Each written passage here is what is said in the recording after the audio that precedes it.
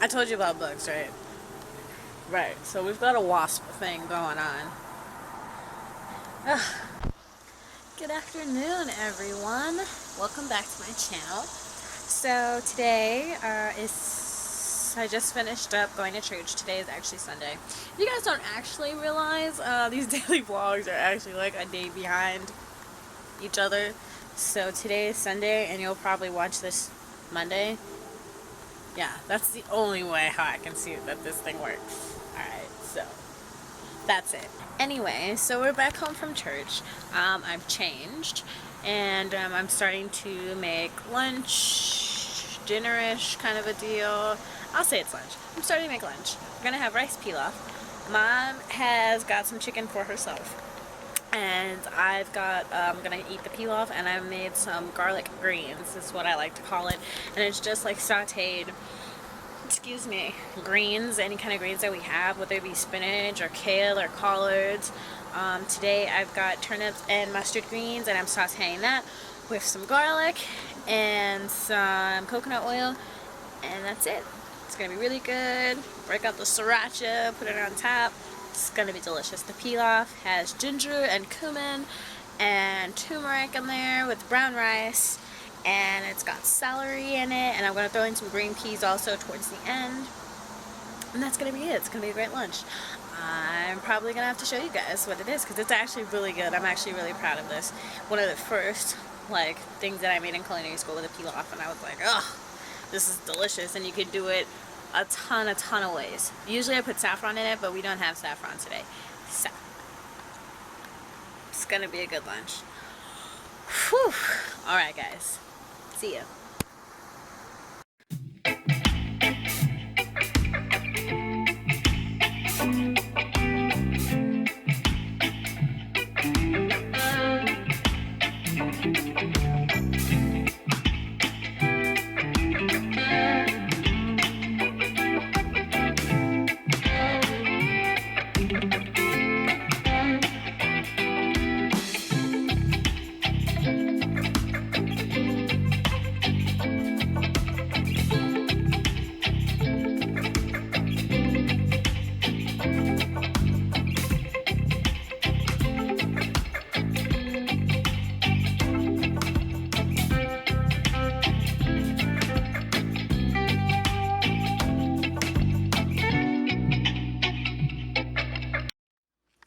Hey everyone, so I am back inside now.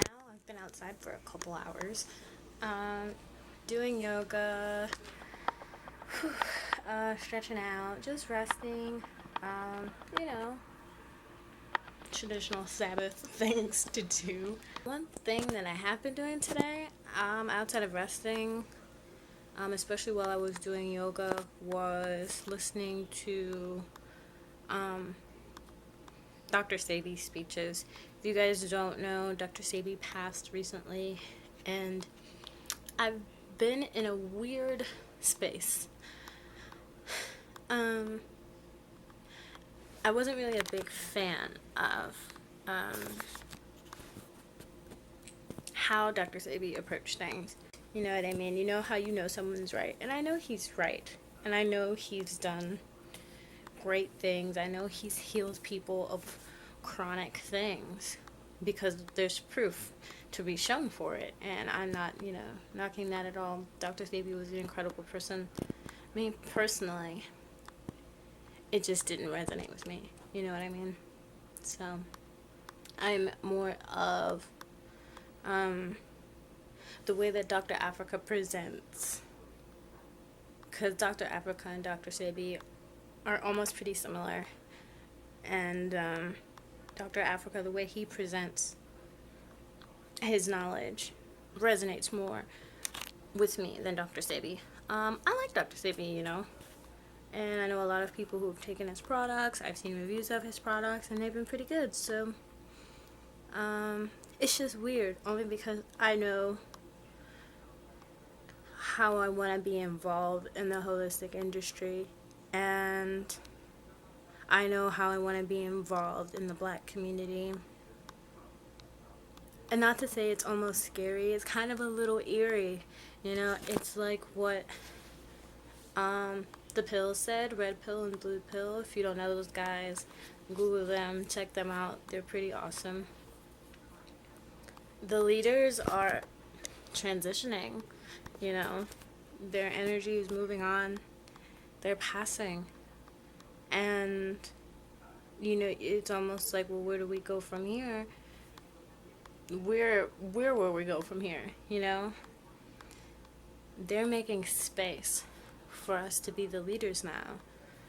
And I don't think a lot of people were actually prepared for that. It's very important for us as a people, especially because he was here for us. He spent the last 40 years of his life, his 40 years of rebirth into good health, helping us, you know, wanting to reach out to us. The best we can do is to absorb his knowledge to the utmost and to apply it to ourselves first, because you gotta take care of him first, and then help apply it to others. And I guess that's where I am right now. It's just trying to listen to his voice and listen to what he's saying.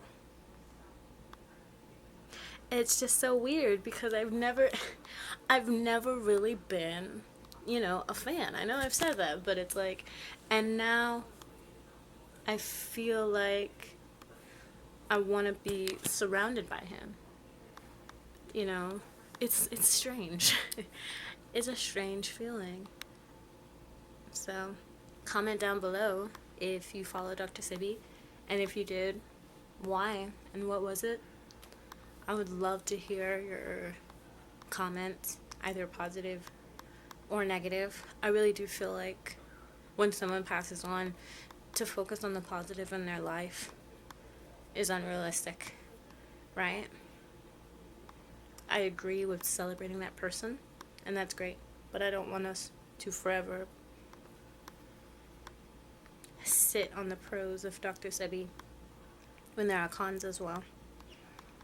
And I don't want cons to be seen as negative. You know what I mean? It's like, my mother says all the time, my grandfather was an amazing man. He served the Lord, you know. He gave his life to God, and he was just great. And when I learned that, after he passed, I learned that he was an alcoholic, you know, when my mother was little, and a violent one, you know. That didn't change the amazing things he did, you know, and he had passed on, you know. All my life I'd known these positive things about this man, and now that he had died, I know these negative things about him as well, or negative, you know, that were a part of him. And that's what I want to know about Dr. Sebi. I want to know the good and the bad, because a lot of times the bad leads to how good you are, you know, and I don't think that it should be seen as, you know, bad. Just the catalyst. I want to know the catalysts that led to who you are now, kind of a deal. Yep. So if you guys know anything, let me know. I would love to know. Alright, back to more knowledge. I should probably do some work on my project too. I have a course project to do. Alright, you guys. Love and balance. See you.